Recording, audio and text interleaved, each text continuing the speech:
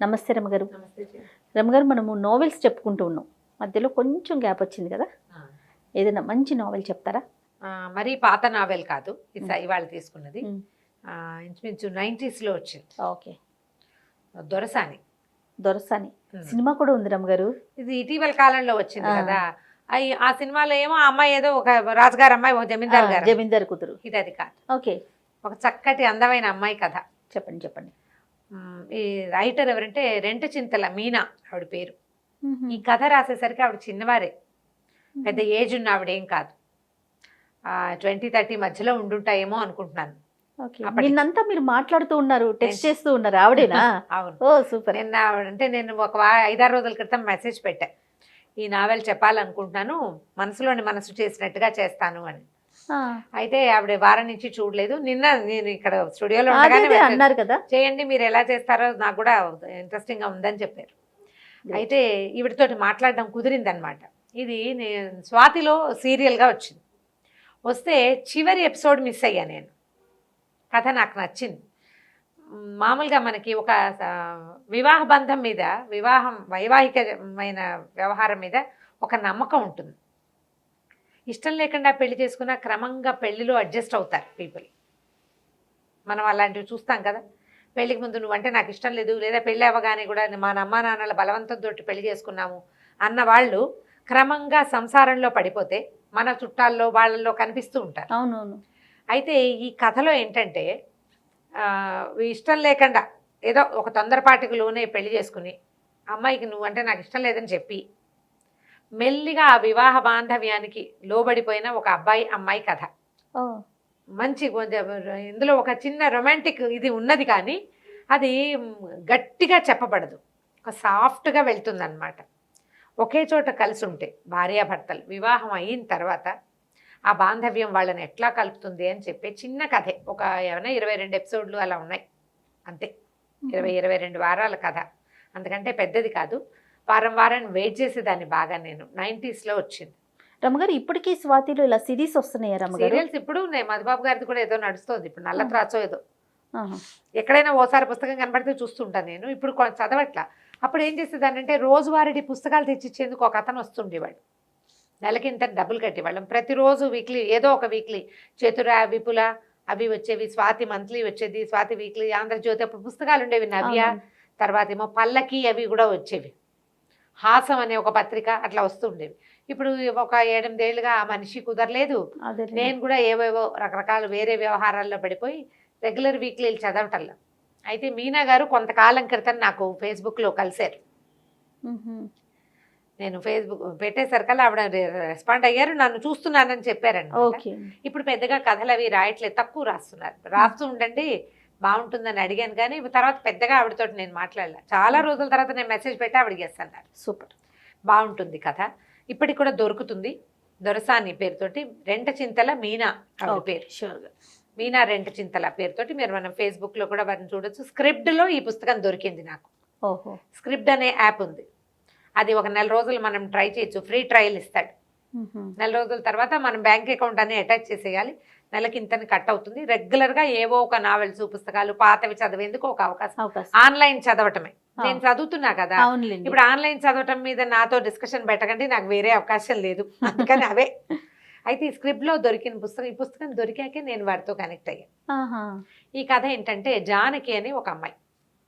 ఈ అమ్మాయి interior designer. అమ్మ, నాన్న, తమ్ముడు, నాయనమ్మ మంచి యాక్టివ్గా ఉంటారు. ఆవిడ బాగా ఈ పిల్లని అన్ని రకాలుగా చక్కగా చూసుకుంటారు. కథా ప్రారంభం మనకి ఎట్లా కనపడుతుందంటే జానకి, విహారీ భార్యాభర్తలు. విహారీకి GMగా ప్రమోషన్ వస్తుంది. ఇంటికి వెళ్తాడు. 2 పిల్లలు వాళ్ళకి. ఓ పిల్లాడు ఒక 4-5 క్లాసులు, 4వ క్లాస్ పిల్లాడు ఒకడు, చిన్న పిల్లాడు ఒక 5 ఏళ్లవాడు, అట్లా 2వ పిల్లాడు. వాడు ఎప్పుడు పక్కింట్లో ఆడుకుంటున్నట్టుగా చూపిస్తారు. మన దగ్గర కూడా ఉంటారు, అంతే పక్కింటికి వెళ్ళిపోతారు చూపిస్తారు. ఆ రోజు రాత్రి విహారీ అనుకుంటాడనమాట, తను ఆలోచిస్తాడు, 7-8 ఏళ్ల క్రితం ఈ జానకితో నేను క్షణం బతకలేను అనుకున్నాను, ఇప్పుడు జానకి లేకపోతే నేను క్షణం బతకలేనట్టుగా అయిపోయాను. కథ ఇట్లాగే మొదలవుతుంది. వీళ్ళకి పెళ్లి చేస్తారు. జానకికి, విహారీకి పెళ్ళి అవుతుంది. పెళ్ళైన 2వ రోజే, సెకండ్ డే, అత్త మావలకి అమ్మ నాన్నకి టీ తెస్తుంది జానకి. అప్పుడు విహారి అరుపులు వినపడతాయి అమ్మాయికి. నా పెళ్ళి నా గొంతు కోసేశారు, మీరు ఇట్లా మోసం చేశారు నన్ను అని చెప్పేసి అమ్మా నాన్నల మీద చెడామడా పోట్లాడతాడు. ఏం జరిగిందో అర్థం కాదు. వాళ్ళమ్మా నాన్న వీళ్ళమ్మా నాన్న ఇద్దరి మీద అరుస్తాడు, మీరు నన్ను మోసం చేశారు, మోసం చేసి పెళ్లి చేసేశారు. ఆ అమ్మాయి అప్పుడే వచ్చేసరికల్లా అతనికి ఏం చేయాలో అర్థం కాదు. ఈ అమ్మాయిని ఏమంటాడంటే, చీ నీ మొహం నేను చూడను, నువ్వంటే నాకు పరమసహ్యం అంటాడు. పిల్ల బిక్క చచ్చిపోతుంది, ఏం చేయాలో అర్థం కాదు, అసలు ఏం జరిగిందో తెలియదు. అతను వెళ్ళిపోయాక వాళ్ళమ్మా నాన్న వీళ్ళమ్మా నాన్న ఇద్దరు అమ్మాయికి చెప్తారు. వీళ్ళమ్మా నాన్న కూడా తెలుసు ఇతనికి ఇంతకు ముందే ఒక అమ్మాయితో ప్రేమ వ్యవహారం ఉంది, కళ్యాణి ఆ అమ్మాయి పేరు. అయితే ఆ అమ్మాయి నుంచి తప్పించారు ఇతన్ని అమ్మా నాన్న ప్లాన్డ్గా తప్పించి ఈమెనిచ్చి ఈ అమ్మాయిని ఇచ్చి పెళ్లి చేశారు. ఏమని చెప్పారు అని అడిగింది. ఈ అమ్మాయి ఏంటంటే మితభాష, కొంచెం తక్కువ మాట్లాడుతుంది. ఏమని చెప్పారు అంటే, అమ్మాయికి బ్రెయిన్ ట్యూమర్ అని చెప్పాం, ఆ అమ్మాయికి ఏదో హెల్త్ ఇష్యూస్ ఉన్నాయి. అంతకుముందే వీళ్ళిద్దరికి చాలా గొడవలు ఉన్నాయి. ఎవరికి? కళ్యాణికి విహారికి గొడవలు ఉన్నాయి. ఈ అమ్మాయికి బ్రెయిన్ ట్యూమర్ అని తెలిసాక అయితే ఈ అమ్మాయి ఏమనుకుంటుంది, బ్రెయిన్ ట్యూమర్ అని తెలిస్తే ఇంకా అమ్మాయిని సపోర్ట్ చేయాలి కానీ వీడు పెళ్లి చేసుకోవటం ఏమిటి అనిపిస్తుంది ఈ పిల్లకి. అక్కడ జరిగిన వ్యవహారాలు ఏంటో వాళ్ళకి తెలియదు, ఈ అమ్మాయికి సరిగ్గా తెలియదు. అక్కడి నుంచి వాడు గట్టి గట్టిగా అరిచాడు కదా, నువ్వంటే నాకు అసహ్యం, నీ మొహం నేను జన్మలో చూడను అన్నాడు. అమ్మాయికి ఏం చేయాలో తెలియదు. వాళ్ళ అమ్మ నాన్న ఏమంటారు, ప్రేమంగా సర్దుకుంటుంది అనుకున్నాము, మెల్లిగా చూద్దాం, నీకు ఇష్టం లేకపోతే డివోర్స్ తీసుకుంది. కానీ ఆ మాట అంటే నిన్న పెళ్ళయింది ఇవాళ డివోర్స్ అంటే అదేదో చేయకుండా ఉండాల్సింది కదా. కదా, వీడు ఇట్లా రియాక్ట్ అవుతాడు అనుకోలేదు. పెళ్ళైన 2వ రోజే వాడికి నిజం తెలిసిపోయింది ఆ అబ్బాయికి. సరే ఏం చేస్తుంది, బిక్కమొహం వేసుకుని కూర్చుంటుంది. సరే లోపలికి వెళ్తే వాళ్ళ నాయనమ్మ ఏమంటుంది, వాళ్ళ నాన్న కొంచెం ఆలోచించు, డివోర్స్ తొందరపడద్దు, ఆలోచించమంటాడు. ఇవి పెద్దగా జానకి వాళ్ళ నాన్న లెంగ్దీగా సంభాషణలు ఉండవు, కొంచెం సింపుల్గానే ఉంటాయి. ఆలోచించు, నిదానంగా చూద్దాం, కొంచెం టైం తీసుకుందాం, డివోర్స్ తీసుకోవచ్చు కానీ దానికి తొందరపడటం ఎందుకు, ఇప్పుడే నేనే కదా పెళ్ళైంది, కొంచెం సమయం ఇస్తే ఇవన్నీ సర్దుబాటు కావచ్చు. మాకు తెలుసు విహారి చక్కటి వాడు, మంచి ఉద్యోగం, అమ్మ నాన్న చాలా మంచివాళ్ళు, ఒక్కడే కొడుకు, వాళ్ళు కూడా నీతో బాగా ఉంటారు, నీకు లైఫ్ బాగుంటుందని చేసాం. ఆ ఒకటేదో ఆ మాత్రం స్నేహాలు ప్రేమలు లేని వాళ్ళు ఎవరు ఈ రోజుల్లో. బాగుంది కదా ఆలోచన, బాగుంది. సరే అక్కడి నుంచి నాయనమ్మ ఏమంటుంది, నాయనమ్మ ఏదో సర్ది చెప్పడానికి ట్రై చేస్తుంది. ఏమంటుందంటే, మేము క్లబ్కి వెళ్తే, ఆవిడ ఒక క్లబ్కి వెళ్తుంటారు, యూత్ క్లబ్, క్లబ్కి రమ్మంటుంది. నేను ఎందుకు రావాలి, నేను రాను, అయినా యూత్ అని పేరు పెట్టుకుని నిన్నెందుకు చేర్చుకున్నారు వాళ్ళంటే, అక్కడ రవి నిన్ను అడుగుతున్నాడు రమ్మంటుంది. ఆ రవి అనేవాడికి ప్రపోజ్ చేస్తారు నాయనమ్మ. అతను చెస్ బాగా ఆడతాడు ఆవిడతోటి. ఈవిడేమో అమ్మాయి ఏమందంటే, అమ్మ నీకు నచ్చేది ఏమైనా ఉందా, రవి నీతో చెస్ ఆడతాడు కాబట్టి నన్ను ఇచ్చి పెళ్లి చేయాలనుకుంటున్నావు అంతే కదండి, మరి నువ్వు విజయ్ని ఎందుకు చేసుకోవాలనుకున్నావు అని అడుగుతుంది. ఈ అమ్మాయి జీవితంలో కూడా ఒక అబ్బాయి ఉన్నాడు, ఆ అబ్బాయితోటి అమ్మాయికి ఒక సమస్య, అందుకని వదిలిపెట్టేసింది. ఇవి జరుగుతాయి కదా, ఫ్రెండ్స్ ఉంటారు, పెళ్లిళ్ళ మాటలు వస్తాయి, వాళ్ళతోటి పడలేమనుకుని మానేసుకుంటారు. చూడక్కర్లేదు, ఇప్పుడు అసలు చూడాలా, ఇది వరకు కూడా చూసేవాళ్ళు కాదు, ఎవరికి వాళ్ళు డిసైడ్ చేసుకోవచ్చు, అదేం పెద్ద వ్యవహారంగా ఏమి నడిచేది కాదు. ఈవిడేమందంటే, కాదు నువ్వు ఎందుకు ఆలోచించవు దీని మీద, ఒకడేమో నీకు క్లాస్ పీకుతాడు ఆ విజయ్ అన్నవాడు, వీడేమో నీ మీద అరిచాడు, వీళ్ళిద్దరెవరు నీకు నో చెప్పడానికి, నువ్వు కదా నో చెప్పాల్సింది. ఇంత అత్యద్భుతమైన అమ్మాయిని పోగొట్టుకున్నావని ఏడవాలి వాళ్ళు, అది చెయ్యాలి నువ్వు అంటే, దానా దీనా విడాకులు తీసుకోవద్దు అని చెప్తోంది నాయనమ్మ స్మూత్గా.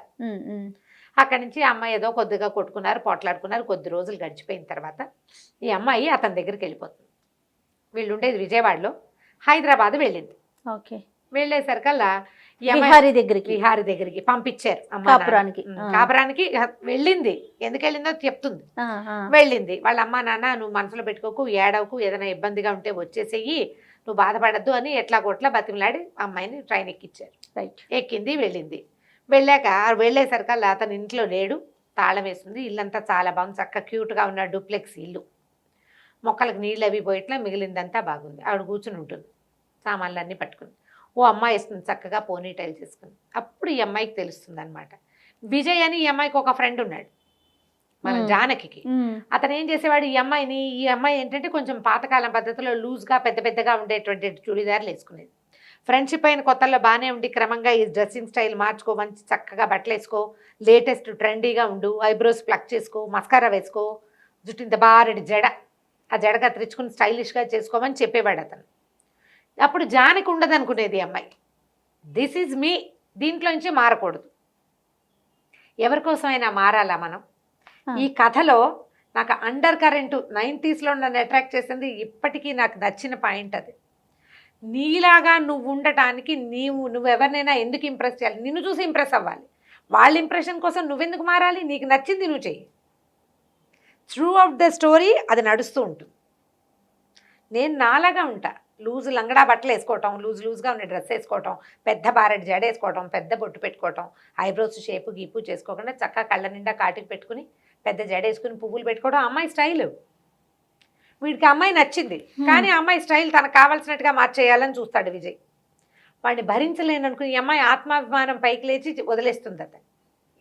ఈ అమ్మాయిని కళ్యాణి వస్తుంది అక్కడికి. ఇది గుర్తొస్తుంది అనమాట. విజయ్కి ఎట్లా కావాలో అలా ఉంది కళ్యాణి. చక్కగా షార్ట్ హెయిర్, పోనీ టైలు, చక్కగా మంచి మాస్కారా, ఐ లాషెస్కి చక్కగా బాగా చక్కగా నీట్గా చేసిన మస్కారా వేసుకుని ఫిగర్ హగ్గింగ్ టైప్ డ్రెస్ వేసుకుని కనపడుతుంది. అబ్బో విహార్ ఏదో చెప్పాడు, మీరు భలే అందంగా ఉన్నారంటుంది. జానకి చాలా అందమైంది, కానీ కొంచెం పథకాలం పద్ధతిలో ఉంటుంది.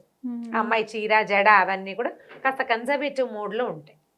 సరే ఏం చేస్తుంది, కాసేపు చూసి విహార్ ఇప్పట్లో రాడు అని ఆలోచించి, మీరు రావడం అసలు ఇష్టం లేదు నాకు అని చెప్పి తాళం తీసి బ్యాగ్లో పర్సులో నుంచి తాళం ఉంటుంది. విహారి ఇంటి తాళం కళ్యాణి దగ్గర ఉంది. ఓ తాళం తీస్తుంది, లోపలికి వెళ్ళండి అంటే తీసుకొస్తుంది. తీసుకొచ్చి పైకి తీసుకెళ్తుంది. ఒక పెద్ద బెడ్రూమ్, పక్కన ఒక గెస్ట్ రూమ్ ఉంటుంది. ఇల్లు చక్కగా ఉంటుంది, డూప్లెక్స్ ఇల్లు. ఈ రూమ్లో సామాన్లు పెట్టుకోమంటుంది. గెస్ట్ రూమ్లో పెట్టుకోవాలి భార్య. కాసేపు ఉంది, పైన కంపెనీ ఇచ్చింది. విహార్ వచ్చాడని పరిగెత్తుకుంటూ కిందకి వెళ్తుంది కళ్యాణి. పైకి అతన్ని పైకి వచ్చి ఎందుకు వచ్చావు అని పోట్లాడతాడు. నువ్వు ఎందుకు వచ్చావు, నీకు నాకు సంబంధం లేదని చెప్పేసా కదా, నీ మొహన్ నాకు గిట్టదని చెప్పే కదా, ఎందుకు వచ్చావు అంటాడు. నేను వచ్చాను, నా అంతటి నేను వచ్చాను, నా అంతటి నేను వెళ్ళేదాకా నేను ఇక్కడే ఉంటానని చెప్పేస్తుంది.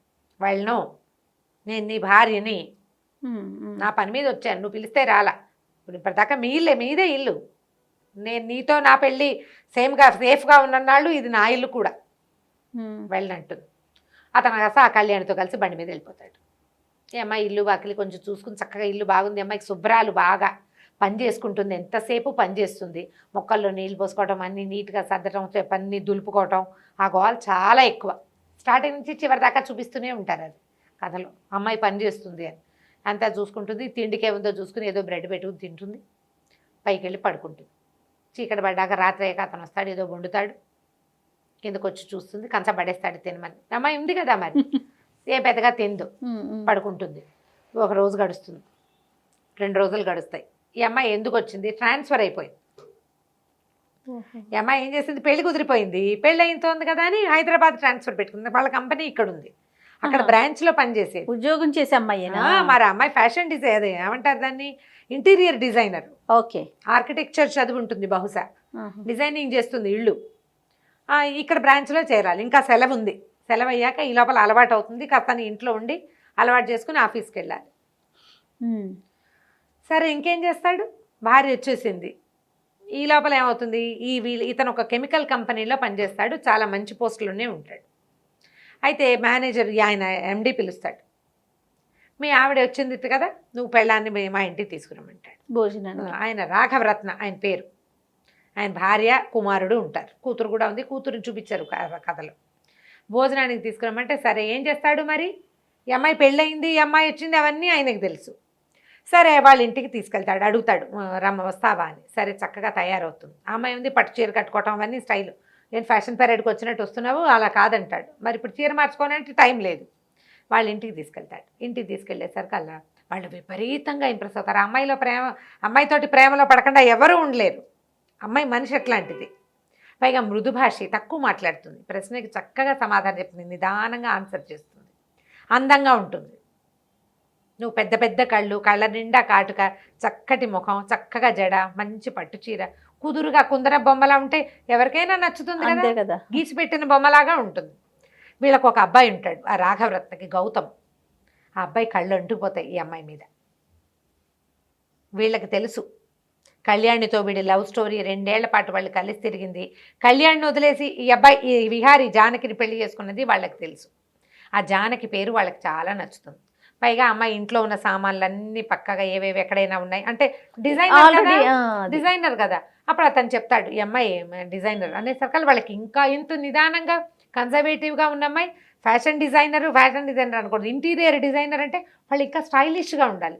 కన్జర్వేటివ్గా ఉన్న అమ్మాయి, ఆ అమ్మాయి చేసే వర్క్, ఇవి రెండు వాళ్ళని ఆకర్షిస్తాయి. అక్కడి నుంచి కొద్ది రోజులు ఇట్లా గడుస్తుంది. పెద్దగా వీడేమంటుంది, మీరు ఎలా పని చేసుకుంటున్నావు ఏంటి అని అడుగుతారు. నేనే చేసుకుంటాను, పని మనిషి లేదంటే ఒక అమ్మాయింది పంపిస్తానంటారు. మర్నాడు పొద్దున ఒక కాంతమ్మని, ఒక పని అమ్మాయిని పంపిస్తారు. ఓ 40-50 ఏళ్ళు మధ్యలో. ఆవిడ వచ్చి ఇక్కడ వీళ్ళ ఇంట్లో స్థిరపడుతుంది. వద్దంటారు. 400 జీతం అంటే చాలా ఎక్కువ. 90s $400 ఎక్కువ. మా 90s మేము కూడా మా పని మనిషికి ₹100 ఇచ్చేవాళ్ళం. 100 చాలా ఎక్కువ. 80 అసలు అప్పుడు. 80 రూపాయలు మాత్రమే. ₹100 పని మనిషి కూడా ఉండేది మనకి ఇది వరకు. 100 రూపాయలు పని అంతే అంతే. ఈఎస్ఐ నుంచి లోపల రావడానికి ₹2 ఇచ్చేవాళ్ళం. ఆటోకి ₹2 ఆటో. అప్పటికి షేర్ ఆటోలు ఉన్నాయి రమ్మగారు, నార్మల్ ఆటోలా? షేర్ ఆటోనే. మా ఈఎస్ఐలో ఎక్కితే మా ఇంటి దగ్గర మా ఏజ్ కాలనీ ఎక్కి దింపడానికి ₹2. సూపర్. సరే వద్దంటారు కానీ అమ్మాయిని ఉంచుకుంటారు. ఈ లోపల ఏమైంది, పిలిచారు కదా వీళ్ళ ఇంటికి పిలిచి నిన్ను మేనేజర్ని చేస్తున్నాము, తర్వాత ఏమో నీకు కారు ఇస్తాము అని చెప్పాడు రాఘవరత్న. ఈ అమ్మాయి జానకి విహారీ వాళ్ళ ఎండి కదా. Okay okay. కారు వచ్చింది, పని మేనేజర్ పోస్ట్ వచ్చింది, పని మనిషి వచ్చింది. ఓహో. ఏమంటుంది, ఇప్పుడు పని మనిషిని వద్దన్నామనుకో బాగుండదు కదా. మీ ఓనర్ పంపించింది కారు, ఎండి పంపించింది పని మనిషి కదా అని పని అమ్మాయిని ఉంచుకుంటారు. నేను రేపొద్దున వెళ్ళిపోతా, అప్పుడు నీకు ఇంట్లో ఉంటుంది తోడు. ఈ అమ్మాయి వెళ్ళిపోతుందని ఫిక్స్ అయ్యే ఇద్దరు. ఓకే సరే అక్కడి నుంచి ఇక అంతమ్మ మెల్లిగా అమ్మాలి. ఇప్పుడు ఈ అమ్మాయి అయిందనుకో వీళ్ళిద్దరు చెరో గదిలో ఉంటారు అనే సంగతి తెలిసిపోతుంది. జానకి కరెక్ట్గా క్రాప్ చేసినట్టుగా ఉండే మనస్తత్వం. ఆ అమ్మాయి కట్ చేసేస్తుంది. ఇక నీకు అక్కర్లేదు అని చెప్పగలదు పని మనిషికి. ఎక్కువ ఇన్వాల్వ్ అవ్వనివ్వదు. పై గదుల్లోకి రానివ్వకుండా ఉంచుకుందామంటూ ఆ అమ్మాయి పని చేస్తుంది, ఈ అమ్మాయి పని చేస్తుంది. వాకిట్లో జామ చెట్లు ఉంటాయి, జామ పళ్ళు కోసి జామ్ చేస్తుంది. జామకాయలతోటి జామ్ చేస్తే నా చెట్లు ముట్టుకోవద్దని పోట్లాడతాడు, కానీ జామ సీసా మాత్రం ఖాళీ చేస్తాడు. అతను ఈ అమ్మాయి ప్రజెన్స్కి అలవాటు పడతాడు. ఏమై అతి నీట్గా ఉండే మనిషి, ఇల్లు శుభ్రం చేస్తుంది బాగా. ఇంట్లో ఒక ప్రత్యేకమైన వెలుగు, పక్కలు శుభ్రంగా ఉండటం, ఇల్లు ఎప్పుడు నీట్గా. ఆ డిఫరెన్స్ తెలిసిన ఇంట్లో రాగానే ఒక ప్రశాంతంగా అవుతుంది. క్రమంగా ఈ కళ్యాణికి తెలుస్తూ ఉంటుంది ఇతను ఈ అమ్మాయికి అలవాటు పడిపోతున్నాడు అని. ఇంతలో ఏమవుతుంది, ఆఫీస్ ఆయన ఏమంటాడు, తాజ్లో పార్టీ ఇవ్వాలని చెప్తాడు. ఆఫీసు ఎండి నేను ఇస్తాను అని చెప్తాడు ఆయన. ఆఫీసులో మరి పెళ్లి చేసుకున్నావు, రిసెప్షన్ ఇవ్వద్దు. చచ్చినట్టు ఇతను తనే పార్టీ ఇవ్వడానికి ఒప్పుకుంటాడు. రాఘవరత్న వాళ్ళకి నా భార్య అని క్యాజువల్గా చెప్తాడు. ఈ జానకి మొదటి రోజు నుంచి భర్తతో ప్రేమలో పడుతుంది. తను ఒక హ్యాండ్సమ్గా ఉండే మంచి అబ్బాయి, పోట్లాటకోరు, కాస్త గయ్యమంటాడు. ఎవరో అమ్మాయితో ప్రేమలో ఉన్నాడు, కానీ వీడు నా మొగుడు అనే ఒక ఫీల్ ఉంటుంది కదా, ఇతను నా సొంతం అనే భావన, పెళ్ళి, అది ఆ ఫీలింగ్తో ఎంతసేపు అతని దగ్గర అతని మీద ఒక ఆకర్షణ ఉంటుంది. అమ్మాయికి చాలా ఆకర్షణ ఉంటుంది భర్త మీద. కథ అంతా జానకి మీద నడుస్తుంది. జానకి ఆకర్షణ ఉన్నట్టు చూపిస్తారు. విహారికి చివర్లో అతను ఏ పాయింట్ల వల్ల ఈ అమ్మాయికి అట్రాక్ట్ అయ్యాడు అనేది అక్కడో వాక్యమే కనపడుతుంది, కానీ అతని మీద ఆవిష్కరింపబడదు. అమ్మాయి వైపు నుంచి రాసిన కథ అనమాట. ఓకే, చదివితే భలే ఇంట్రెస్టింగ్గా సరదాగా ఉంటుంది. ఎవరో మన పక్కింట్లో ఒక కథని మనం చూసిన భావన కలిగిస్తారు. మీనా బాగా రాస్తారు. అక్కడి నుంచి ఏమవుతుంది, రిసెప్షన్ పార్టీ ఇస్తారు, జనాలంతా చేరతారు, ఆఫీస్ వాళ్ళంతా. ఆఫీస్ వాళ్ళందరికీ కూడా ఈ అమ్మాయి నచ్చుతుంది. ఇప్పుడు ఆఫీసులో ప్రతి వాళ్ళకి కూడా ఈ నా భార్య అని చెప్పాలా. ఒక క్యాజువల్గా ఆ భార్య అన్నప్పుడల్లా ఈ అమ్మాయికి ఒక సంతోషం వస్తుంది లోపల నుంచి. అతను క్యాజువల్గా ఒక సాధారణ పదంగా చెప్పగలుగుతాడు. పార్టీ ఇచ్చాడని పోట్లాడుతుంది కళ్యాణి. నువ్వు పెళ్ళామని అందరికీ చెప్తావా? ఈ అమ్మాయిని ఇంట్లో ఉంచుకోవటం కాకుండా మీ ఎండి ఇంటికి తీసుకెళ్ళావు, ఆఫీస్ పార్టీ ఏం చేస్తాడు? మేనేజర్గా ప్రమోషన్ వచ్చింది, కారు ఇచ్చారు, కారుకు ఒక డ్రైవర్ని ఇచ్చారు. ఆ అమ్మాయి ఆఫీస్లో చేరుతుంది, పెళ్ళయిందని చెప్తుంది, కానీ భర్తను వాళ్ళకి చూపించదు. ఇతను వాళ్ళ ఆఫీస్కి రాడు, అతను కారు వాడుకోదు, నేను బస్సులోనే వెళ్తానంటుంది. మెల్లిగా రోజులు గడిస్తే ఓ రోజు వాళ్ళ అమ్మా నాన్న వస్తారు, 2 రోజులు ఉంటారు. అమ్మా నాన్న వస్తే మనం విడివిడిగా ఉంటున్నామనే విషయం తెలిసిపోతుంది. ఇప్పట్లో చెప్పకూడదు వాళ్ళకి. మెల్లిగా ఈ అమ్మాయి బెడ్ అతని రూమ్లోకి షిఫ్ట్ అవుతుంది. ఆ 2 డేస్ ఒక చిన్న క్లోజ్నెస్ వస్తుంది. వాడు అతనికి తను క్లోజ్ అవుతున్నాడని తెలిసి ఏదైనా ఒక చిన్న తేడా రాగానే వెంటనే బిగిసిపోతూ ఉంటాడు. కళ్యాణిని వదులుకోలేడు, చాలా ప్రేమిస్తాడు ఆ అమ్మాయిని. ఇంతలో ఏమవుతుంది, ఈ రాఘవరత్న కొడుకు గౌతము ఈ అమ్మాయి కోసం రావడం మొదలు పెడతాడు. జానకి కోసం బయటకు వెళ్దాన్ని రమ్మని పిలుస్తాడు. లంచ్కి వస్తావా అని అడుగుతాడు. ఫస్ట్ టైం ఊరికే వెళ్తుంది. ఎందుకంటే ఆ అమ్మాయి చదువుకునే చదువు ఎలాంటిది, పల్లెటూరు బయట కాదు, చాలా మంది స్నేహాలే ఉన్నాయి. ఎవరితోటైనా లంచ్కి వెళ్ళటము, కాసేపు క్యాజువల్ గా మాట్లాడటం తీసుకుంటుంది తను. మంచి ఉద్యోగం అంది. అమ్మాయి చేసే ఉద్యోగంలో కలీగ్స్ తోటి కూడా ఫ్రెండ్లీగా ఉంటుంది. వెళ్తే అతను ఓపెన్ గానే చెప్తాడు, నాకు మీరు నువ్వు ఇష్టం ఎలాగో కళ్యాణి ఉంది, అతను నిన్ను వదిలిపెట్టేస్తాడు, డివోర్స్ తీసుకుని నన్ను పెళ్లి చేసుకోవాలి, ఓ నేను డివోర్స్ తీసుకున్నా నేను చేసుకోను అంటుంది. ఆ అమ్మాయిని ఇది అడిగి మళ్ళీ ఇది కలుసుకోవడానికి ఒప్పిస్తాడు. ఈ అమ్మాయికి నో చెప్పే అవకాశం ఇవ్వడు. నో చెప్పే అవకాశం అసలు ఇవ్వకుండా బాగా కబుర్లు చెప్తాడు, బాగా మాట్లాడిస్తాడు. ఈ అమ్మాయి మృదువుగా స్వీట్గా మాట్లాడే అమ్మాయి. ఇక వారం కలవటం మొదలు పెడతారు. కళ్యాణి విహారీ కలుస్తూ ఉంటారు, గౌతము జానకి కూడా కలుస్తూ ఉంటారు. కొద్ది రోజులకి ఇతనికి విహారికి తెలుస్తుంది జానకి గౌతమ్ తోటి బాగా తిరుగుతోంది బయటికి. కానీ ఈ అమ్మాయి ఎప్పుడూ అతనికి చనువివ్వదు. అతను ఆ ప్రశ్నని మళ్ళీ దొహరాయించడు. తనని ఆ అమ్మాయికి అలవాటు చేయాలని చూస్తాడు.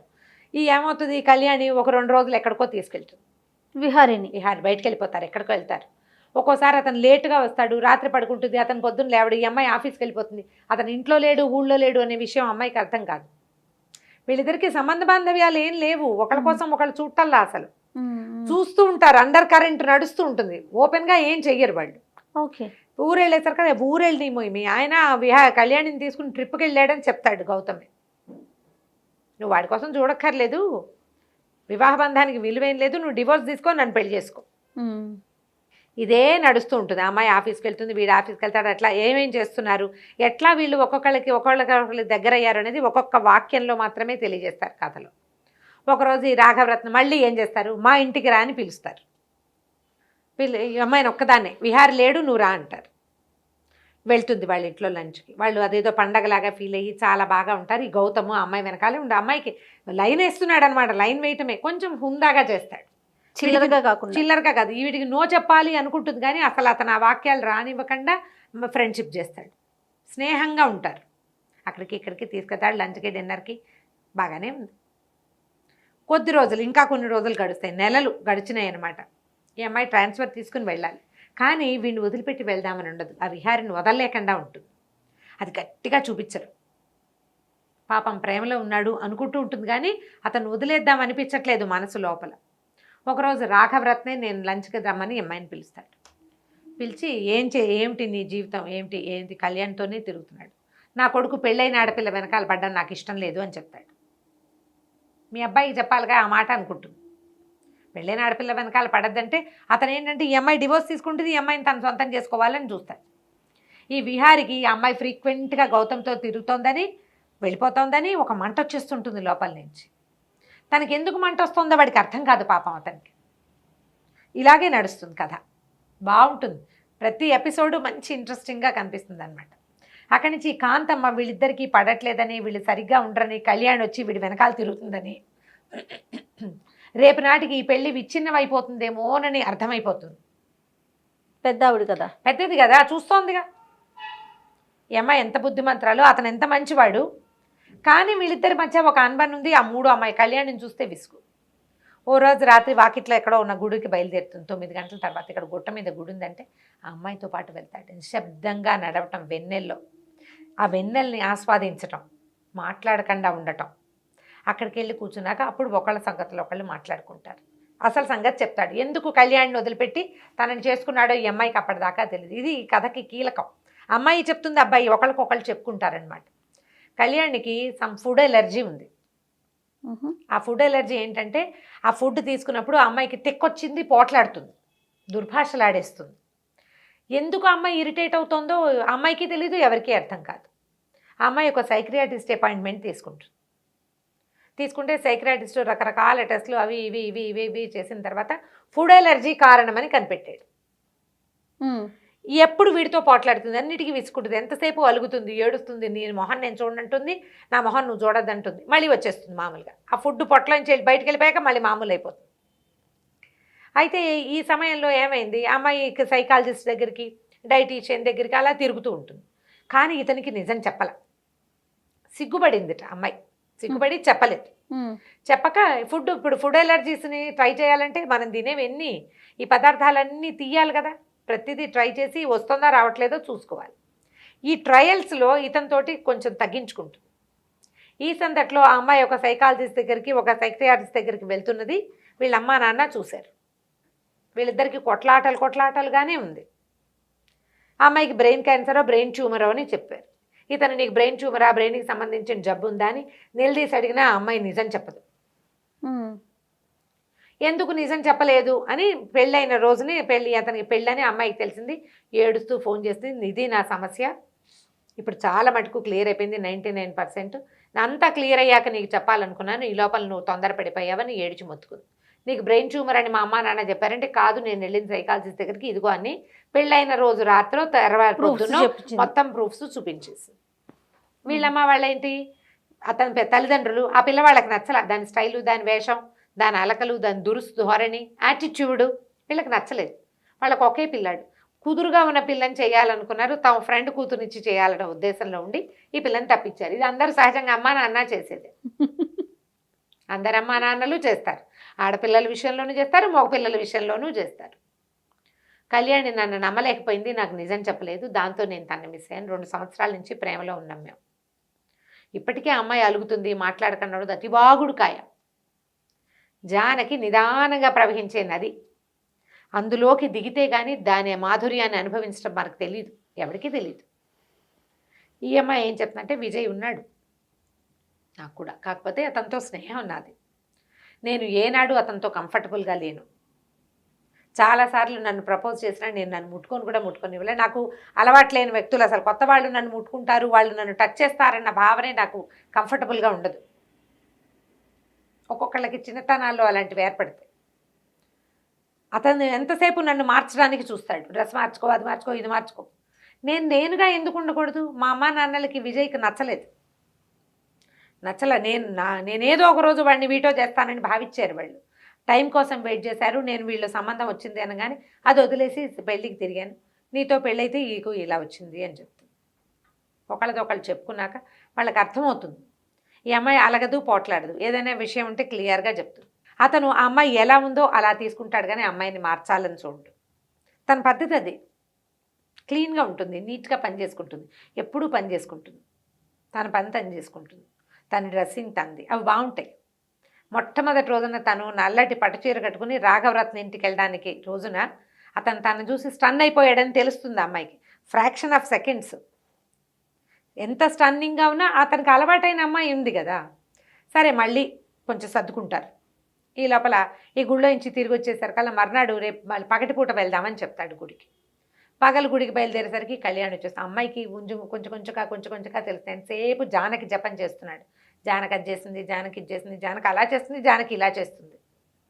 నువ్వు జపం చేస్తున్నావు అని చెప్తుంది. ఎక్కడికో వెళ్ళడానికి తాళాలు తీసుకుంటాను రమ్మంటుంది. ఇతనికి వెళ్ళటం ఇష్టం లేదు. రోజులు ఇట్లా తాపీగా గడుస్తాయి. ఒకరోజు గౌతమ్ని అవాయిడ్ చేయటం మొదలుపెడుతుంది. ఈ రాఘవరత్న చెప్పాడుగా, పెళ్ళైన పిల్లతో మా అబ్బాయి తిరగడం ఇష్టం లేదని ఇతన్ని అవాయిడ్ చేయడానికి ట్రై చేస్తుంది. జానకి రానంటుంది. రాననేసరికల్లా వాడు పోట్లాడేస్తాడు. వచ్చేతను పోట్లాడితే అమ్మాయి ఏమంటుంది, ఎందుకు మన ఫ్రెండ్షిప్ని పాడు చేస్తావు, నువ్వు నేను ఫ్రెండ్లీగా ఉన్నావు, దీనికి చివరి మార్గం ఏమిటి, మన ఇద్దరం పెళ్లి చేసుకోవటమేనా, స్నేహానికి పరాకాష్ట పిచ్చేనా, స్నేహంగా ఉండకూడదా మనం, దాన్ని పాడు చేయొద్దు, మన ఇద్దరం ఫ్రెండ్లీగా ఉన్నాం, ఫ్రెండ్లీగా ఉంచు, అంతేగాని పెళ్ళి కాదు, నేను నిన్ను పెళ్లి చేసుకుంటానని ఒక్కసారి కూడా నీకు చెప్పలేదు, నువ్వు నన్ను పిచ్చివాడిని చేసావు, అలా చేసావు, ఇలా చేసావు అని తిట్టిపోస్తాడు. చాలా గొడవ చేస్తాడు. ఏ గొడవకి అమ్మాయి సమాధానం చెప్పదు. ఒకవేళ విహారికి విడాకులు ఇచ్చిన నిన్ను నేను చేసుకోను అని చెప్పు. నేను పెళ్లి చేసుకోను, అసలు నాకు ఆ ఉద్దేశం లేదు, ఇస్తానా ఇవ్వనా అనేది నా స్వవిషయం, నీకేం తెలుసు, విహారి తిరుగుతున్నాడు, విహారి తిరిగినా సరే నేను విడాకులు తీసుకుంటానో తీసుకోనో కూడా నా స్వవిషయం, అందులో నీకు సంబంధం లేదు. నువ్వు నన్ను పిచ్చివాడిని చేసావు, నీ వెనకాల తిప్పుకున్నావు, వాడికి కుళ్ళు తెప్పించడానికి నువ్వు నాతో తిరిగేవంటాడు. అలాగే అంటారు కదా, వాడు అమ్మాయితో తిరుగుతున్నాడని వాడికి శాస్తి చేయడానికి నువ్వు నన్ను వాడుకున్నావు అంటాడు. నేను నిన్ను వాడుకోవాలా, కేవలం ఫ్రెండ్షిపే చేశాను నీతో, కాదు కూడదు, ఇది కొంత డిస్కషన్ అవుతుంది. ఈ కళ్యాణిని వదిలించేసుకోవాలనుకుంటాడు. ఇద్దరు కలిసి ఆ అమ్మాయి ఏమో తన ఆఫీసర్తో లంచ్కి వెళ్తుంది, కళ్యాణి వీడు ఇద్దరు వస్తారు, ఇంకొక బల్ల మీద కూర్చుంటారు. ఎంతసేపు ఆ అమ్మాయిని చూస్తుంటాడు. కళ్యాణితో కూర్చొని జానకి మీదే ఉంటుంది అతని దృష్టి. గంధపు చెక్కలాగా కనపడుతూ ఉంటుంది మనిషి, అందంగా ఉంటుంది, ఆ కళ్ళు తిరగవు ఆమె మీద నుంచి, అలవాటైపోతుంది అనమాట. అట్లా తర్వాత అతను నన్ను ఎందుకు పిలవలేదు అంటే ఈ అమ్మాయి కూడా నన్ను చూస్తోంది అనమాట. నాకు ఎట్లాంటి అట్రాక్షన్ ఈ అమ్మాయి మీద ఉందో అమ్మాయి కూడా అదే ఉంది అని అతనికి అర్థమవుతుంది. అయితే నేను ఊరు వెళ్తాను, నాకు టికెట్ బుక్ చేయమని చెప్తుంది. ఏమంటే కాదు, ఊరు వెళ్ళటానికి 2 రోజులు ఆగి బుక్ చేస్తానని చెప్తాడు. 2 రోజులు టైం ఎందుకు తీసుకున్నాడు అమ్మాయి కూడా అర్థమవుతుంటుంది. ఇది లా ఆఫ్ అట్రాక్షన్. అంతే. ఆ కథలో ఉన్న అండర్ కరెంట్ ఏంటంటే ఒక చోట ఉండటం కనుక మొదలు పెడితే, ఒకళ్ళ పద్ధతులు ఒకళ్ళని ఇంప్రెస్ చేయటం కనుక మొదలు పెడితే ఆటోమేటిక్గా మిగిలినవన్నీ అట్రాక్షన్స్ అన్నీ పోతాయి. ఈ కలిసి ఉండటం సహజీవనం ఉంది చూసావా, ఇది మనుషుల్ని దగ్గరికి లాగుతుంది. ఇందులో ఇంటిమసీ లేదు, క్లోజ్నెస్ లేదు, ఎవరి జీవితం వాళ్ళది, కానీ వాళ్ళిద్దరూ కలిసి ఉంటారు. ఒక అలవాటు అవుతుంది. మనం ఇలాంటి కథలు కొన్ని చూస్తూ ఉంటాం. అవును, అలవాటు తెలుస్తుంది, ఒకళ్ళనొకళ్ళు బాగా తెలుసుకోగలుగుతారు. నాకు కావాల్సింది ఇక్కడే ఉంది అని అర్థమవుతుంది. సరే కళ్యాణికి చెప్పేస్తాడు, నేను జానకిని వదిలిపెట్టి ఉండలేను, ఆమె నన్ను విపరీతంగా ఇంప్రెస్ చేసేసింది, కాబట్టి వెరీ సారీ, నేను నిన్ను పెళ్లి చేసుకోలేను. వాళ్ళ అమ్మా నాన్న కూడా వస్తారు, కళ్యాణి వాళ్ళ అమ్మా నాన్న వస్తారు. వాళ్ళు పెళ్ళి పెళ్ళి పెళ్ళి అంటారు. నీకు పెళ్ళయిందని మా అమ్మా నాన్నకి చెప్పద్దు అని గట్టిగా చెప్తుంది.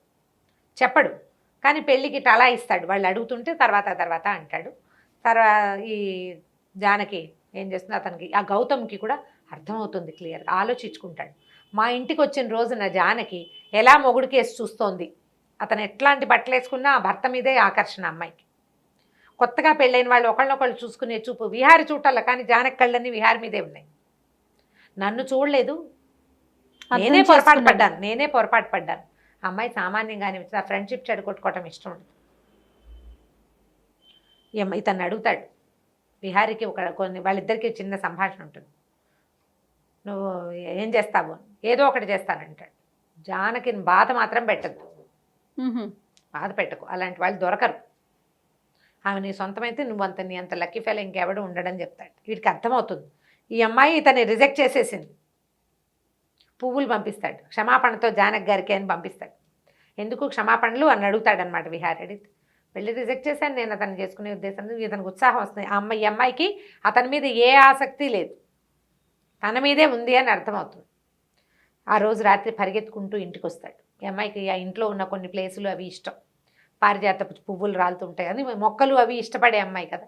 వాళ్ళిద్దరూ ఒకటైపోతారు. ఆ తర్వాత హాయిగా ఉంటారు. కళ్యాణి పెళ్లి చేసుకుంటుంది. ఆ కళ్యాణి పెళ్లి చేసుకుంది అనే మాట కథ మొదట్లోనే. కళ్యాణి వచ్చింది, నువ్వు అవాయిడ్ చేస్తావని అంటోంది, మీరు అంటుంది, అవాయిడ్ చేస్తున్నాడని అంటోంది. వాళ్ళ ఆయన వాళ్ళని సంటిగాడి పుట్టినరోజుకి పిలుద్దామా అంటుంది. వాళ్ళతో ఫ్రెండ్షిప్ మెయింటైన్ చేస్తున్నారు వీళ్ళు హెల్దీగా. గౌతమ్ తోటి ఫ్రెండ్షిప్ మెయింటైన్ చేస్తారు హెల్దీగా. ఇవి ఫిజికల్ అట్రాక్షన్స్ తాత్కాలికమైనవి, మానసికమైన అట్రాక్షనే ఎక్కువ కాలం బతుకుతుంది. దీంతో కథ ఎండ్ చేసేస్తారు. ఎంత హాయిగా రొమాంటిక్గా సాగుతుంది, ఎక్కడా రొమాన్స్ కనపడదు మనకి. అండర్ కరెంట్ ఇది కనిపిస్తుంది. అమ్మాయిలు తమ ఆత్మాభిమానాన్ని కాపాడుకోవటం, పెళ్లి తీసుకునేటప్పుడు ఏవి తీసుకోవాలి, అసలు పెళ్ళికి కావాల్సింది ఏంటి అనే పాయింట్ మీదే స్టోరీ నడుస్తుంది. మీనా రెంట చింతల ఆవిడ రాసిన దోసాని. చాలా బాగుంది రమ్మగారు, కూల్గా ఉంది. పుస్తకం దొరికితే చదవండి, స్క్రిప్ట్లో దొరుకుతుంది తప్పకుండా. ఇప్పుడు నేను చెప్పిన కథే కొంచెం లెంగ్దీగా ఒక 23 వారాలు ఏమో వచ్చిందని జ్ఞాపకం నాకు. చక్కగా ఉంటుంది, హాయిగా కూల్గా చదివచ్చు. భాష మన భాషే, లేటెస్ట్ సంభాషణలు కూడా కొన్ని ఉంటాయి, బ్రహ్మాండంగా ఉంటుంది. ప్రయత్నం చేసి చూడండి పుస్తకం కోసం. తప్పకుండా అండి. నమస్తే. నమస్తే.